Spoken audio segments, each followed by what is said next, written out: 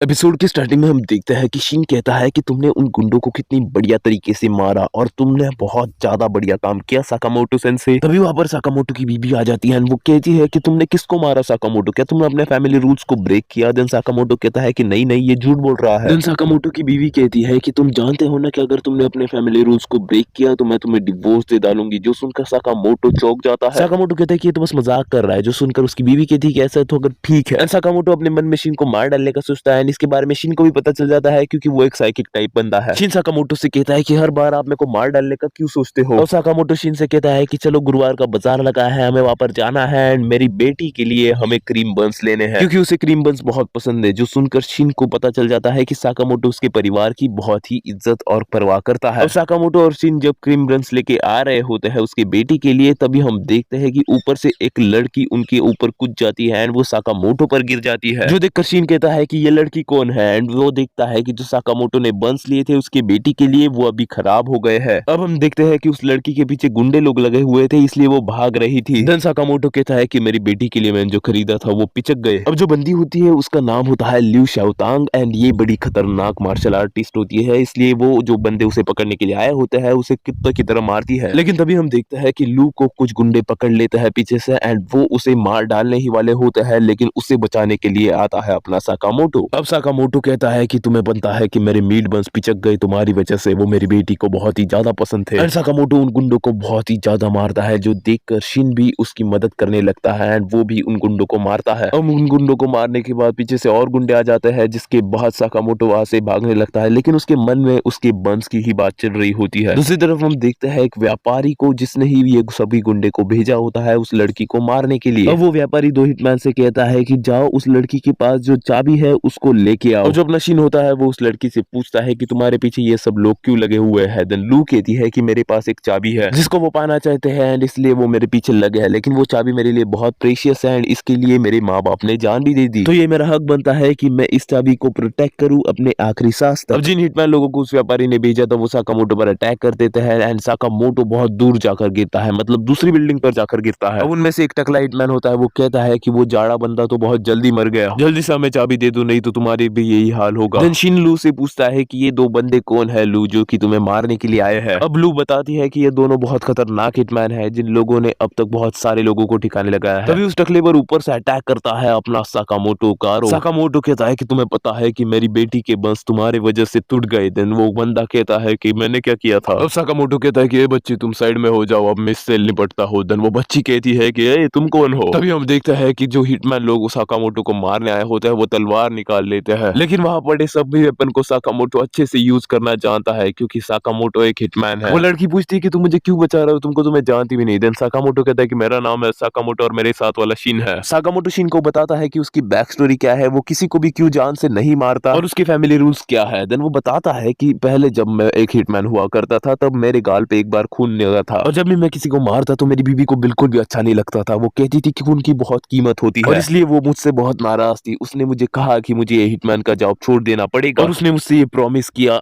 कि आइंदा से मैं कभी भी किसी का खून नहीं करूंगा एंड अगर मैंने किसी का खून किया तो वो मेरे को बिना सोचे समझे डाइवोर्स दे डालेगी एंड मैं फिर से अकेला पड़ जाऊंगा। देन साकामोटो कहता है और इसलिए ही मैंने रिटायरमेंट भी ले ली। साकामोटो कहता है कि शिन तुम भी मेरी फैमिली में आते हो तो तुम्हें भी आज से ये रूल फॉलो करना पड़ेगा, तुम्हें किसी को भी मार डालना नहीं पड़ेगा। तभी जो दूसरा वाला हिटमैन होता है वो साकामोटो पर अटैक करता है, लेकिन वहां पर पड़े भांडों से साकामोटो अपने आप को बचा लेता है एंड उस हिटमैन को बहुत मारता है। अब जो बाकी वाले दोनों भी दूसरे हिटमैन होते हैं वो अभी अपना सबसे खतरनाक वाला मूव यूज करने वाले होते हैं, लेकिन साकामोटो बहुत इजीली उन दोनों को डॉज कर रहा होता है एंड साकामोटो चाह का गरम पतीला उस टकले वाले हिटमैन के ऊपर मारकर फेंकता है एंड जो दूसरा वाला हिटमैन होता है वो उसको भी बहुत जोर से मारता है। अभी फैमिली रूल्स के हिसाब से ये इन दोनों को मार डाल नहीं सकते, इसलिए वो उन दोनों को भी बांध देते हैं और उन दोनों को बेहोश करने के लिए जो अपना साकामोटो होता है वो उन दोनों के ऊपर एक पतीला मार देता है, जिसके कारण वो दोनों भी बेहोश हो जाते हैं। और इसी के साथ हम देखते हैं कि साकामोटो अपने फैमिली रूल्स को नहीं तोड़ता एंड वो अपनी मच्छी खाने लगता है। देन लू साकामोटो से कहती है कि मुझे बचाने के लिए शुक्रिया, आप मुझे जानते भी नहीं थे लेकिन आपने मुझे बचाया, इसके लिए धन्यवाद। और अब वो उस व्यापारी के घर पे जाती है ये किस्सा कायम के लिए खत्म करने के लिए। वो कहती है कि तुम जानते हो ना कि तुमने मुझे बहुत ज्यादा परेशान किया है। वो उस व्यापारी को बहुत ही ज्यादा मारती है जिसके कारण उस व्यापारी का भी मुंह सूज जाता है। वो कहती है कि तुम वो अब इसकी सजा मिलेगी एंड वो उस व्यापारी को फाइनल ब्लो देकर उसे भी खत्म कर डालती है। उसके बाद शिन लू को आवाज देता है एंड वो कहता है कि तुमने जो चाबी को प्रोटेक्ट किया है वो किस तिजोरी की है। लल्लू कहती है कि हाँ मैं उसके बारे में तुम्हें बताना भूल ही गई एंड वो एक तिजोरी खोलती है जिसके अंदर बहुत सारा सोना और बहुत सारा पैसा भी होता है। वहाँ पर बहुत सारे एंटिक पीस होते हैं जिसको साकामोटो पहन लेता है। उसके बाद लूप को वहाँ पर एक लेटर लिखा हुआ होता है जिसके अंदर लिखा हुआ होता है कि हम तुम्हारे लिए हमेशा वहाँ पर मौजूद होंगे लू। और ये लेटर लू के माँ बाप ने उसके लिए लिखा हुआ था, ये सब धन संपत्ति उसके लिए ही थी। अगले दिन हम देखते हैं कि लू भी जो अपना एप्रन होती है वो पहन लेती है साकामोटो की शॉप का एंड वो भी उसके शॉप पर काम करने लगती है। अब हम देखते हैं कि साकामोटो को कुछ तो भी परेशानी होने लगती है। देन जो अपना शीन होता है वो कहता है कि क्या आप परेशान हो किसी बात के लिए। देन शीन को साकामोटो कहता है कि हाँ मुझे थोड़ी टेंशन है, मेरा भी थोड़ा सिर दुख रहा है। एंड इसी के साथ जो